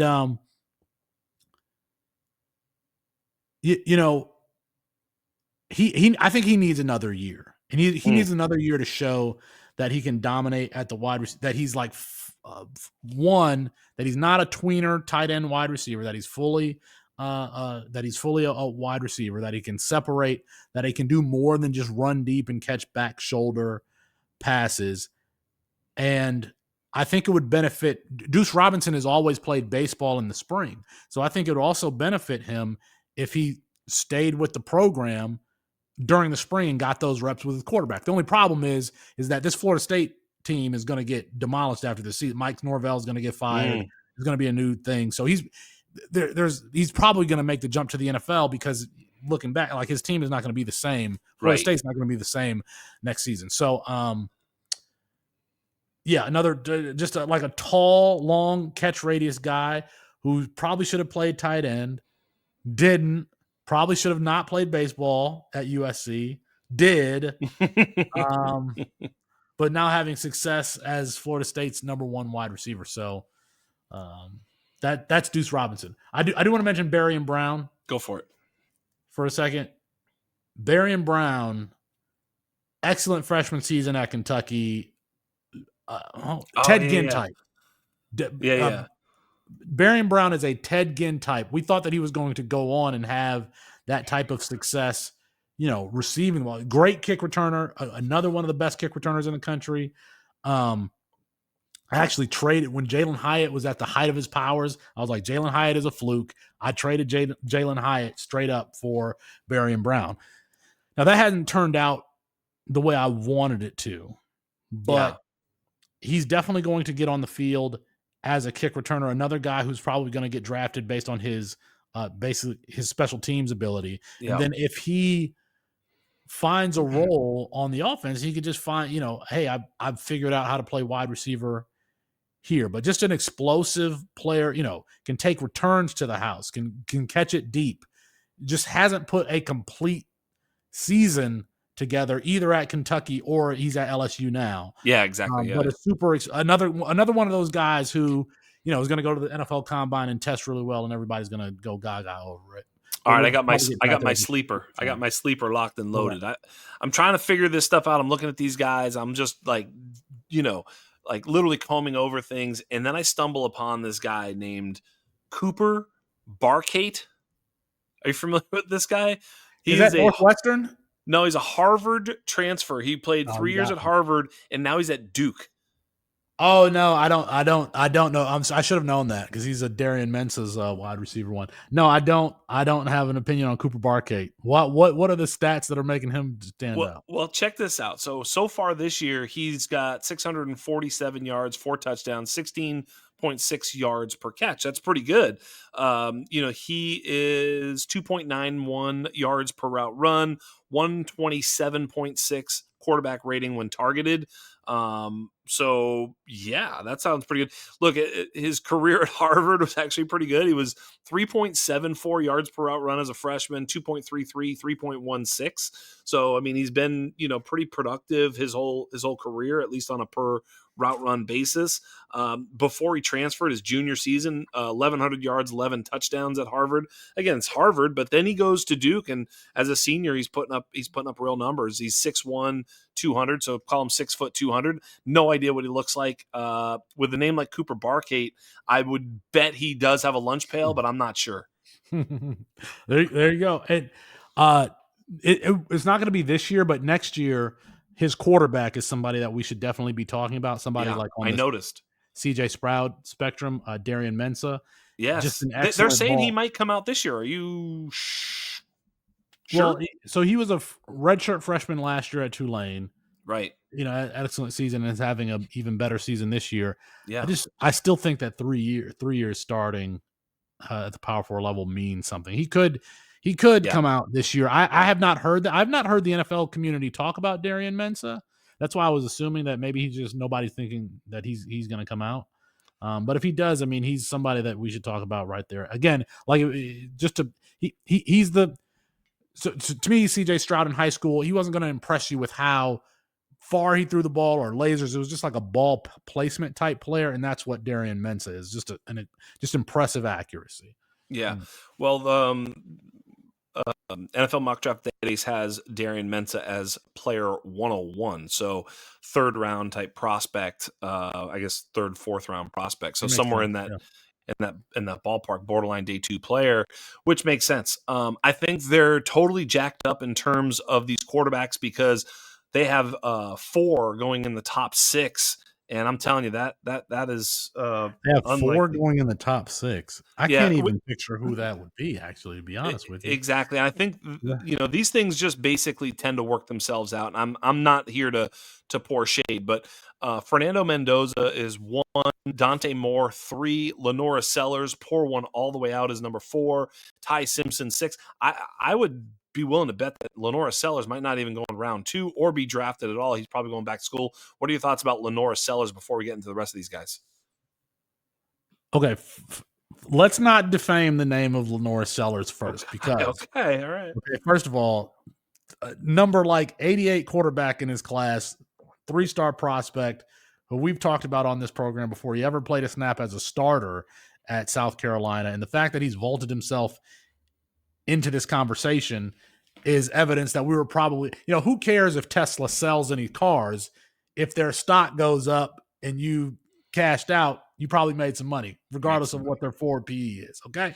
So, I think Lenora Sellers is transferring. That offensive line is terrible. He's running for his life. The surrounding cast is questionable. And I don't think that he's a part of this class. Okay. As a matter of fact, I hope he's not a part of this class. Right. Still has all of the tools. I hate to bring up this name, but he has all the tools that Anthony Richardson had. Better passer than Anthony Richardson, but we need another year of development for Lenora Sellers, because we got to get him to the point where he's not dropping his eyes and looking at the rush again because he's scared to death of the pass rush. I think that he's going to transfer and go to a big program and come. It's kind of like Jalen Hurts did. Jalen Hurts was at Alabama and then transferred to Oklahoma, went in the second round. Lenora Sellers should be a better prospect than Jalen Hurts was coming out. So that's kind of those are my thoughts on on Sellers. I think that's right. I mean, I might be. Look, you remember we had this conversation about Anthony Richardson, and I said that the anatomy tells me he's going to suck. And then, subsequent to all that, because he was drafted top 4, and because he was, this unbelievable Konami potential upside, I was advocating for him at the 1.01 in a lot of leagues. So I found myself to be right and wrong on Anthony Richardson, and probably should have stuck to my guns and listened to the anatomy of an elite quarterback, and said that he was going to be terrible. But unfortunately, we've got to play both sides of the coin. I think with Lenora Sellers, we're starting to see some of the same stuff. We have a really, exceptional sort of gifted athlete, if you will, but not enough passing acumen. We'll see. I mean, I think you're right. Look, he has to transfer or do something. He has to stay in school one way or the other to show that he can actually become an NFL passer of the football. So I buy that altogether. Let's go to Fernando, Mr. Fernando Mendoza. I know, look, you watch very little Indiana football. I've watched zero Indiana football. So I have not watched a moment of Indiana football, but I do see his numbers right now. I do see what's going on. I see that they're winning. I see that they're ranked. I see that they're doing things that are pretty special for Indiana football. I tell you what the bias is here is one, Fernando Mendoza was at a second tier West Coast program. Sorry. And West Coast schools already have a bias, so he was at Cal. And then he's at a second tier Big Ten program with Indiana, but balling at both of them. Balling at both of them, throwing the ball downfield, traditional pocket passer with all of these transfer players who transferred from James Madison because they love Kirk Cignetti, obviously. I said this before the podcast. The thing that makes me nervous about the quarterback class is I like it when the expectations we had at the beginning of the season, that those expectations are met. Not when the players who we thought were going to be in the first round discussion, that those players changed. Because at the beginning of the season, it was Sellers, it was Garrett Nussmeier, it was Cade Klubnik, it was Drew Aller. None of those guys are in the first round conversation. By the way, Fernando Mendoza, as good as he was at Cal, by the way, go watch the Miami versus Cal game last year. That game ended at like 2:00 in the morning. Great game between Cam Ward and Fernando Mendoza. Two guys who are probably both number one picks. Yeah, I remember that. Yeah, number one picks. Just you can find it on YouTube. So I think Fernando Mendoza for me is probably suffering from a little mental bias, given that the two programs that he's. But I mean, he's a baller, man. Like, he's throwing. That's what you want to see from a pocket passer, is that they're throwing the ball aggressively downfield. That's another thing that I'm saying anecdotally. I hope that that's supported by the numbers also. But he's got a pair of dogs at wide receiver there for him. So it's going to be between he, Dante Moore, and Ty Simpson are in consideration for this number one overall pick. So I just saw the Fernando Mendoza headshot because I had no idea what he looked like. I don't like that so much. We're going to need to work on that. He seems to, instead of a lunch pail, it looks like he carries a pocket protector. We're going to need to work on this, but not a lot of swag. Not a lot of swag, bro. I like to see a little bit more swag. This is a little dangerous. He's got a Rainbow Bright lunch pail is what I'm getting at here. We might have a problem, but we'll look into it. Maybe there's some better pictures of him. Listen, nobody had these expectations for Fernando Mendoza. There have been players that transferred, and we had Cam Ward is one of them. We had high expectations going for him. I didn't hear anybody talk about Fernando Mendoza potentially being a number one overall or even a first round draft pick when he was at Cal, when he was in the transfer portal. When he went to Indiana, nobody said, "Oh, this is a program changing signing." Them getting Fernando Mendoza. So right, it's been a surprise. It's been a surprise. Well, look, I do like to give credit where credit is due. Like with Jaxson Dart, one of the things that he did every single year was get better. Right. And I said, well, look, this getting better thing means that he's, learning how to play the game. He's a progressing, not regressing. That's a good thing. We can see the same thing with Fernando Mendoza, who I'll just give you a couple of stats. His first year interception percentage was 4.1, then 1.6. This year 1.1, so he's not throwing picks. His touchdown percentage went from 5.8 to 4.1, a little bit of a step back, to 11.6. That means 11.6% of his throws are touchdowns. That's crazy. He has 21 touchdowns, 2 picks. His completion percentage is almost 74%. His yards per attempt are 11.6. So, excuse me, his yards per attempt are 9.7. I was looking at his touchdown percentage, which somehow looks like a yards per attempt. 9.7. That went from 7 to 7.8 to 9.7. He's gotten better. He's just gotten better. Completion percentage 63, 69, 73. So, he's gotten better and better and better as a player. I think there's something to be said for that. Again, we when we talked about Jaxson Dart, one of the things that people kept saying to me ad nauseum was, yeah, but you don't understand the system he plays in. I said, yeah, you're right. I don't watch. I don't understand it. Maybe there's a little bit of that system play here in Indiana. I don't know. Like you say, he's got a couple of good weapons. Is that enough? Look, we saw something like this with Joe Burrow, who was nobody, and then all of a sudden the greatest player in college football history. I'm not saying that that's what we're seeing here with Fernando Mendoza, but it's certainly in the cards that it could be that he was just a growing young player who's now really finding his rhythm and is really dope. Also possible. So we'll see how the season plays out when he's going to play a little bit more tougher competition down the stretch. We'll see how he does. And by the way, I hope I wasn't sounding like I was disparaging Fernando Mendoza. I was just kind of bemoaning the fact that nobody highlight, because Fernando Mendoza was a player that I could have drafted in any league this year, like a free player in our campus to cam leagues. Right. So I'm just kind of, maybe I'm mad at myself at the fact that I didn't scout the fact that, hey, this is a guy. Had I watched more Cal football last year, I would have seen, that this is a guy that should be rostered in all leagues. And I never said that last year. So I'm just mad at myself. I mean, look, he had 16 total touchdowns last year. This year he already has 21. So, I mean, it makes some sense that you'd have been off him a little bit. So, yeah, I think.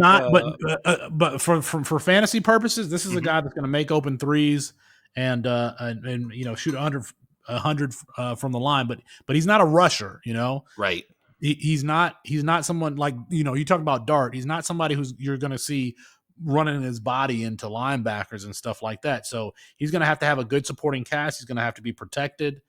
I mean, he's a pocket passer, so think of Jared Goff, right. Matt Stafford, CJ Stroud, those types of guys. Absolutely. Yep. Absolutely. So he doesn't have a lot of rushing upside. I don't know that he's the number one fantasy quarterback, although we're not done talking about him. So now let's either go to Dante Moore or Ty Simpson, who are the other two guys that I think are worth looking at right now.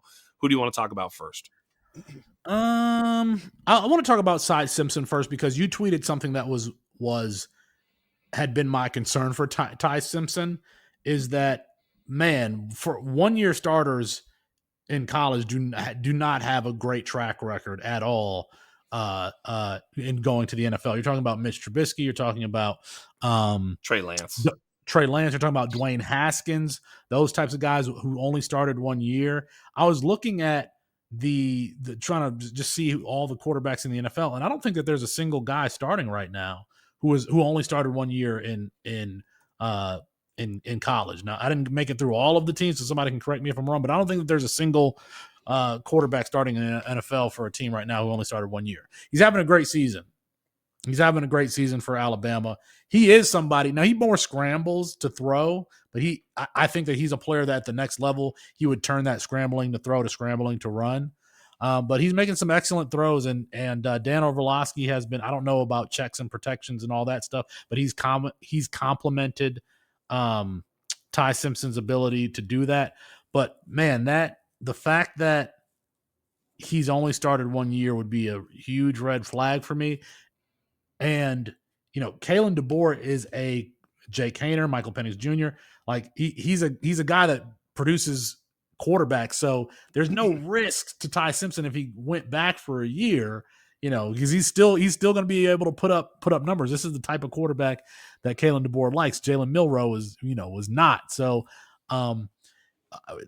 I think that because he's already in the first round conversation, it's probably there's probably not a big chance that he's going to go back. But if I was his dad, if I was his father, I would be like, hey, man, what's wrong with going back to Alabama and playing for the Crimson Tide for one more year, just so you have that development, that experience. I mean, it's not just the quarterback position or football. Like you read Malcolm Gladwell or whatever, they talk about 10,000 hours and getting the 10,000 hours in, and how important that is to just success in your craft.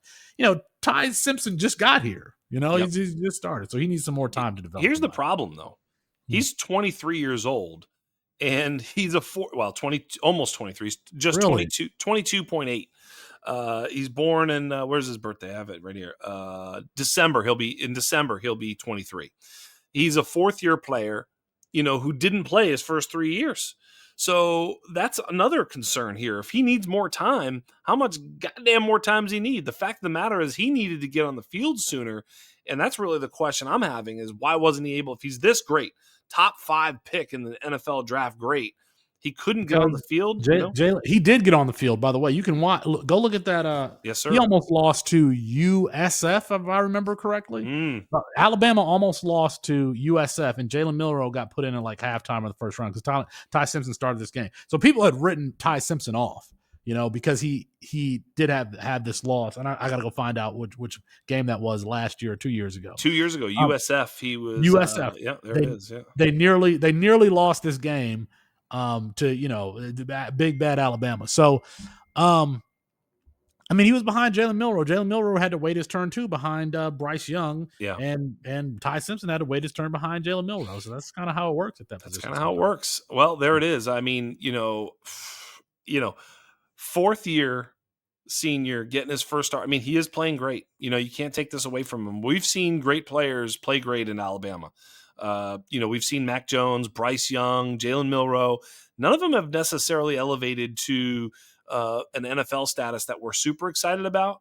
But at the same time, I don't know. This one's a little bit tough for me. I'm gonna have a hard time because when you put on the tape, like you said, it was like I think it was who did I quote tweet anyway? It was like they were just like, this is the best. Was it who was it that I quote tweeted?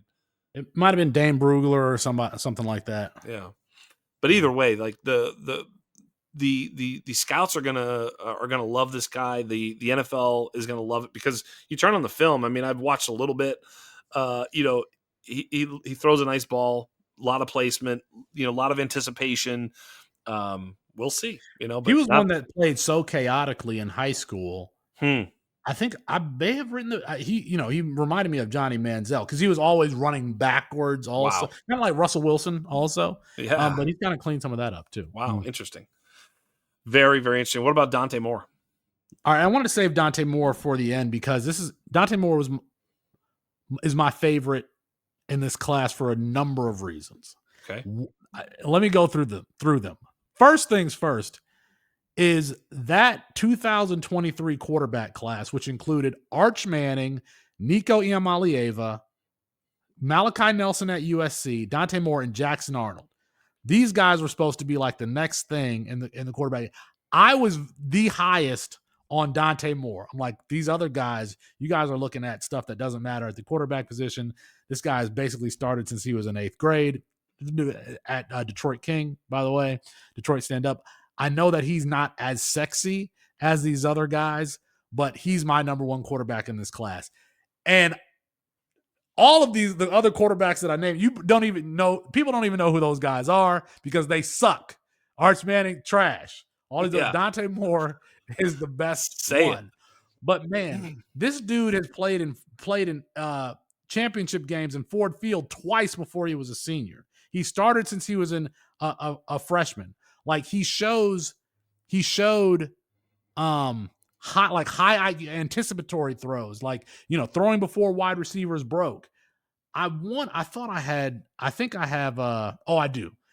So this is do you mind if I read a few excerpts from Not at all. Our freshman guy? These are some of the things that I said about Dante Moore back in 2023 when he was going to UCLA.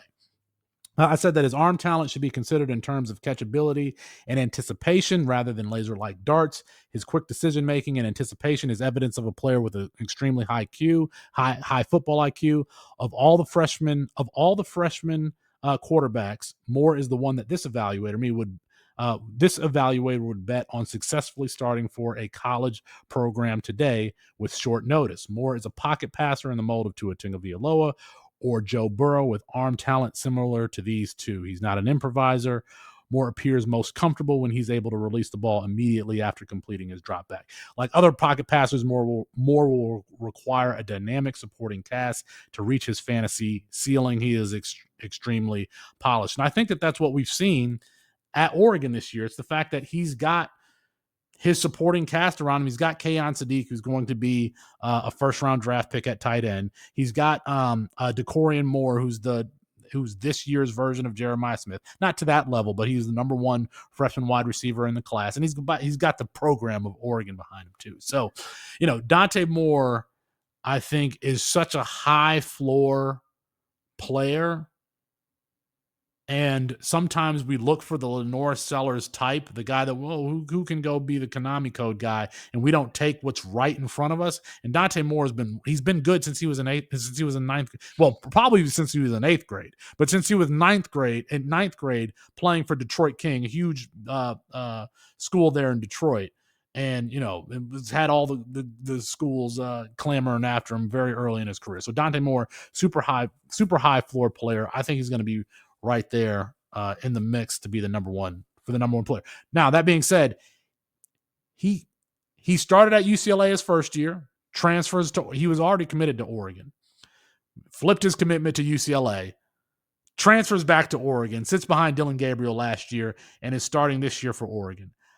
That's the thing I said, I want to see these players start for really 3 seasons or more. I don't like the fact that he's only started for 2, but he's played a lot of football. But I said at some point in the show, I don't like the fact that what we thought about the class has changed, and now all these new guys at the front. Yeah. And if you to start the season, people were not saying Dante Moore is going to be the number 1 pick. It's just because of how he's played. But all of that said, he's a super high floor player. I've liked him since he was coming out of high school. Right. I mean, I wonder if we're just maybe, a little too high on the class in general because there's nobody that's really stepping forward, and someone has to be the best. Whoever is the best in this class, right? But that doesn't mean that they're deserving of a top 1, 5, or 10 NFL draft choice. But that doesn't mean they won't get it. Every year, Trubisky was a top 10 pick, whatever. We see it every year. Josh Rosen. The quarterbacks are going to get picked early on because they're in such high demand. I don't know. I mean, I'm tending to get a little bit of the heebie-jeebies from this class. Look, Garrett Nussmeier, I've had many people who I sort of trust be like, they text me and be like, this dude ain't it. I've had so many people do the same thing with Drew Alar. They're like, this dude ain't it. Yeah. And I'm always just like, I don't know. I mean, I get those DMs, texts, and all the messages from various people I know. And when I get them, I'm just like, okay, that maybe that's true. I don't know. But I put them in my mind, and I'm like, okay, this is not necessarily the guy. Now, one of the guys that, hey, man, maybe I've just got something for Ole Miss, but Trinidad Chambliss probably has the coolest story ever, and he's probably not going to make it, but him and Darian Mensah, the kid from Duke, I mean, these guys just get me excited because I guess they're a little bit sleepy and, they're kind of coming from nowhere. Do either of these guys have a shot? What are your thoughts about Trinidad Chambliss, especially? I'm surprised that you even know who Trinidad Chambliss is. Thank you. Okay, folks. Trinidad Chambliss was a 4-year starter at Ferris State. I went to Grand Valley State. Ferris State is our arch rival. They're in Big Rapids, right up 131 in Michigan. Trinidad. Oh, by the way, the athletic director at Ferris State was my offensive line coach. He's the one who recruited me, Steve Brocklebank. He's the one who recruited me to Grand Valley. Anyway, I love that. Trinidad Chambliss won the Heisman Trophy at the Division II level, the Harlan Hill Trophy, and is now the starting quarterback. Took over for Austin Simmons at Ole Miss. Okay, so he's really a Division II player playing in a good system and really athletic. Trinidad Chambers is probably what? Oh, by the way, from Grand Rapids. I think he went to Forest Hill. I got to shout out the people from Michigan. I think he went to Forest Hills Northern for anybody in Michigan and the Grand Rapids area. Trinidad Chambers, he's a good college story. I don't think that he's an NFL player. But if he was an NFL player, he would kind of be like Justin, the best version of Justin Fields, like somebody who's really going to use. Yeah. Is like, what happened to Justin Fields, by the way? I have that needs to be studied in a lab as to why. I've got a take. You ready? Let's do Justin Fields real quick because the people love it. First of all, Justin Fields was criticized as being a sort of one read quarterback. And those of us who didn't want to believe that, didn't hear that. Those of us who said that were right. So they were right about that, number one. Number two is that there is so little offensive creativity right now in New York. Like, here's the thing. After having seen Justin Fields play so many snaps at the NFL level, you have to know what he is. I can remember last year watching Pittsburgh, and they would have Pickens, with single high safety. The teams were daring him to throw it, and he wouldn't let it go. Justin Fields, that is. He would have, I always said, if Pickens is single covered, he's open, right? If he's got single coverage, there's a place you can throw it for him, almost anywhere, but there's a certain place you can throw it for him where he is actually open against any single coverage because he's such a beast out there. And so I felt like he hesitates on all those types of throws, so he can't create a mismatch from in the pocket. Yet, what we've seen so much and so often from the New York Jets has been shotgun, just stand in there and read it. And that is not who he is. They need to play all sorts of RPO, bootleg, all the sort of misdirection stuff, and put pressure on the defense in a certain way. And if you're not willing to do that, and you're not willing to have enough play calls in the offense to sustain that for a season and to really commit to a style of football that's going to, be in Justin Fields' best interest and then in your team's best interest, you're going to get what you're getting, which is absolute 0-7 demolition because they are not putting him in a position to succeed. He can't sit back there and just pick teams apart. So, he's not good, yes, Justin Fields, but he's better than this at doing something different than what they're asking him to do. You think he could be, Daniel Jones or Sam Darnold?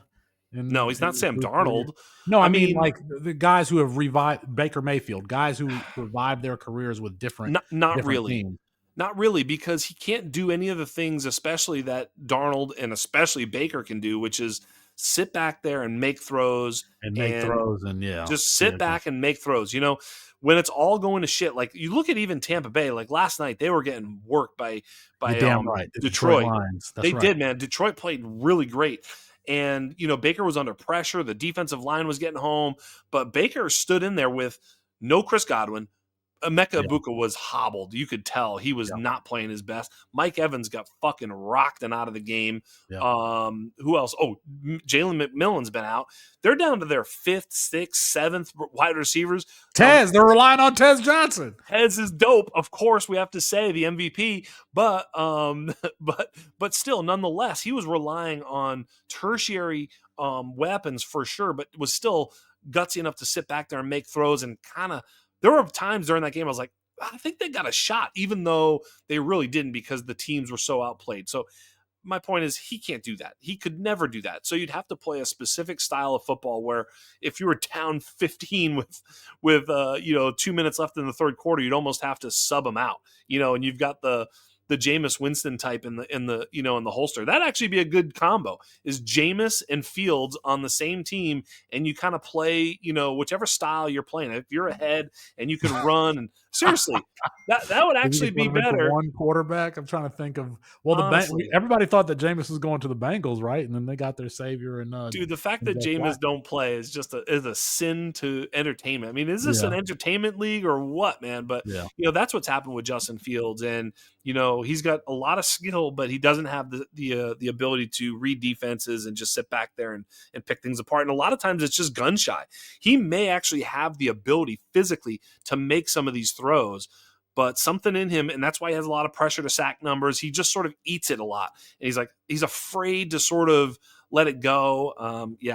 It's just a problem for Justin and will continue to be until someone either coaches that out of him, Mhm. which could be a possibility, which is not happening, or coach around his limitations and win in that fashion. Well, if you would have told me, 6 years ago that Justin Fields was going to be a complete bust in the NFL, I did not see that coming No, from no, him. So, no, absolutely not, because he had the rushing upside too, right? But and he he never also ran in college. no, Ryan Day did no, no. not let him run. So you're telling me that he's a guy who could rush for 1,000 yards, and he's unlocked that, and he sucks. That is I did not have that in my crystal ball. No, absolutely not. Well, I You don't you think did you Trinidad. did Go ahead. Trinidad, back to Trinidad I Chambliss. don't think he's going to be the guy that changes it He's all, not but going to be the I had guy, to but mention he him. could be a great story. I think he still has an outside shot to win the Heisman Trophy, which would be great for him to have won the Heisman Trophy both at the Division II and Division I level, which has obviously never been done, Right. and will probably never be done again. But it would be a great story if he could pull that off. Yeah, he's cool. Let's go to running back. Wait! No, Okay, no, go no, ahead. no. You Go ahead. asked about Darian Mensah. Okay, yeah, We talked about Chambliss first. yeah.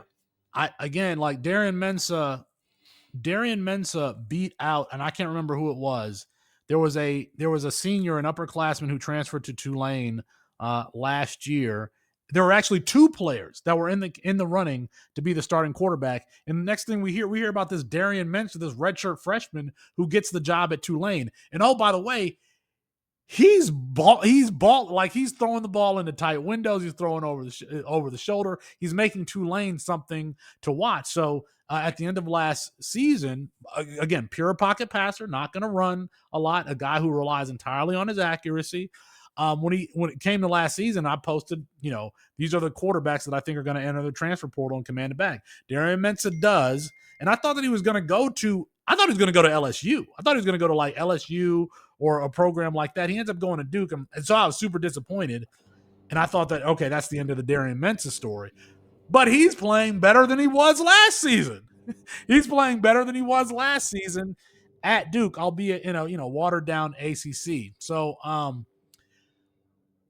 he's in his third year, so he could definitely stay another year. But I mean, he's put a lot on tape, man. He's put a whole lot on tape.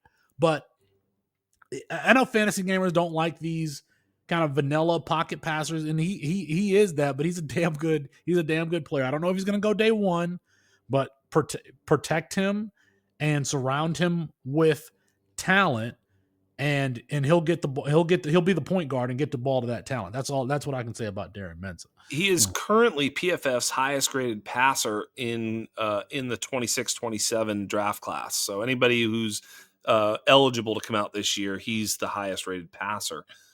So that says something. Yeah. Let's do this. We both are up against a little bit of a time crunch for a number of things we got to do. We're going to hit running backs real quick, and then we're just going to tease it a little bit because we're going to have Felix back here pretty soon. Talk to me a little bit about running backs. Obviously, we can hit Jeremiah Love if you want, but who's the other player that you're really excited about? Since I think everybody knows about Jeremiah Love, so I don't, because we're limited on time, I don't want to cover that ground. But Jeremiah Love, explosive player. I don't know that he's on the level of Gibbs or Bijan or but he's going to be taking the first round, and he's an explosive player. But the player that I want to talk about is Justice Haynes. Justice Haynes from Michigan. He was the number 2 running back according to consensus in his class, and this is another one I got right because he was my damn number 1 running back. We talked to him and his dad at campus camp before he played it down at Alabama, and I just saw a super well-rounded, explosive player, and the reason why he was ranked below the other guy, Cedric Baxter at Texas, is because Cedric Baxter was bigger and had better athletic measures, but this guy was the better running back. He could catch the ball. He could do a little bit of everything. I didn't really have a solid comp for him until I heard someone say Mark Ingram. And I'm like, you know what? A little bit quicker and faster version of Mark Ingram is a good comp for him because he can do a little bit of everything. He can play with power. He will get to the second level and break away, but he's not going to pull away the way we saw Jahmyr Gibbs did against the Bengals. So I love me some Justice Haynes. I think that he's definitely going in day 2. Alabama misused him, and now you see him. He went to Michigan. They hand him the ball, and he gets the volume, and he gets to get in the rhythm. By the way, his dad was a backup for Jerome Bettis. He was playing on those Steelers team. Veron Haynes. So he has That's great. good football lineage, so to speak. So I love Justice Haynes as the clear number 2 in this class. After that, you got guys like Jonah Coleman is going to be in this class. I'm trying to think of who else is going to be in this class. Well, there's a lot. There's a lot of running backs always that make their way into the conversation. What about there was a guy I was just peeking around at. There's a couple players. It's disappointing that Nick Singleton isn't the number 1 running back in this class, because he's a guy that we thought would declare last year, a guy who's going to be an excellent tester, and he's just having. I have no idea what happened. He's having the worst season of his career at Penn State right now, as that Penn State program has kind of just fallen here in the last couple of weeks. But it's just that's another like a Chuba Hubbard situation with Nick Singleton, where if he'd have come out last year, he'd have been he would have been in the second round at least. Yeah, he'd have been better off. Yeah. And, I don't know what to make of him, because I mean he's still explosive, but he's just I don't know. He's not even. I don't know. You got to tell me if there's a story to tell. We've got. Well, he's taking a clear back seat. They have an interim head coach now, and that interim head coach has no loyalty to Nick Singleton, and so he's taking a clear back seat to Katron Allen. And Katron Allen is kind of a frumpy between the tackles grinder type, but it's I don't know. So Singleton in this class is disappointing that he's not the number 1 quarterback. Ahmad Hardy. I don't know if Ahmad Hardy is eligible for this class, but he was at U of L Monroe last season. He's transferred to Missouri. And, oftentimes we lower our expectations when these G5 guys transfer up the program, because we don't think, the things that, especially if they're a physical breaking tackle running back, we don't think that they're going to be able to do that at the next level.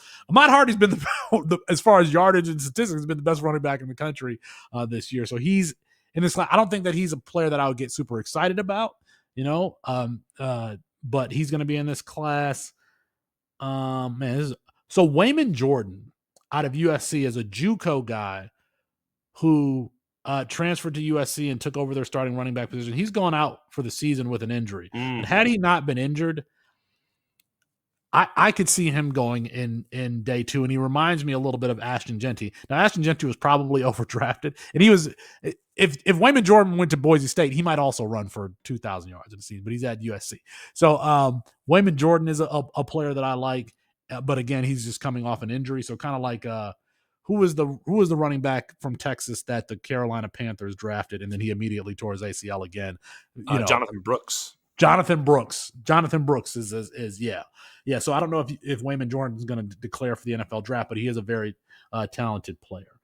But generally speaking, I think that this running back class is probably, Jamarian Miller at Alabama. He had 73 receptions in high school. I thought he was going to be, and it will line up at wide receiver. I thought that he was going to be a guy that Alabama used the same way. They haven't, but he showed those pass kind of the same way as I keep forgetting names, but the Jaguars running back who just got drafted to the Eagles, he was also a guy that was Tank Bigsby. He was also a guy that caught like a bunch of passes in high school and then really hasn't been utilized that way since. So, what about your boy at Washington, Jonah Coleman? Yeah.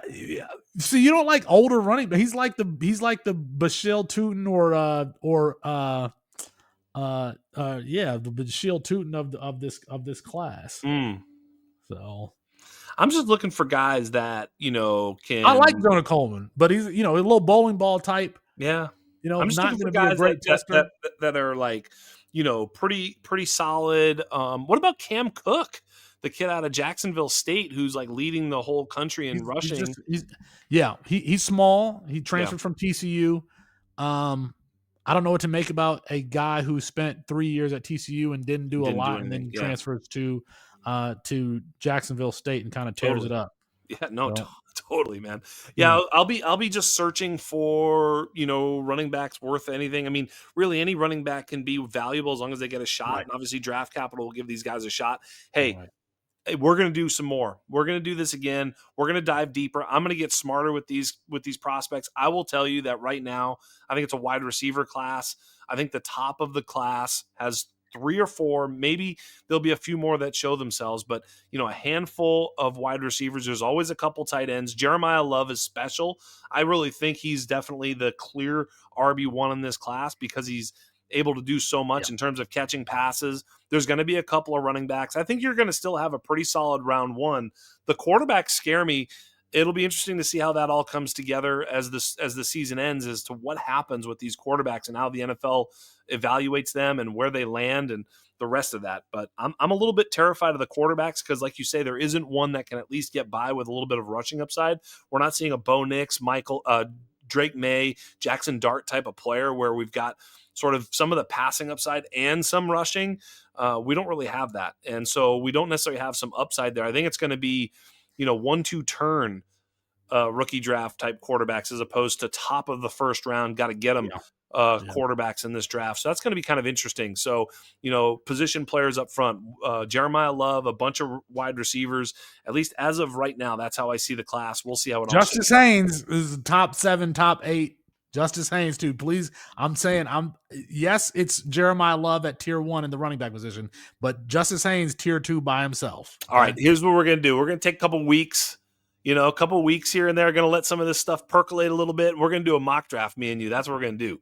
We're going to do a mock draft back and forth, just like you always work me in all these mock drafts. I think I let you have all the good. We should go look at the one we did last year. I gotta go. I will. I'll check it out. I'll post that shit because this is probably an embarrassment for me. That's all I got to tell you. I know we overdrafted Travis Hunter.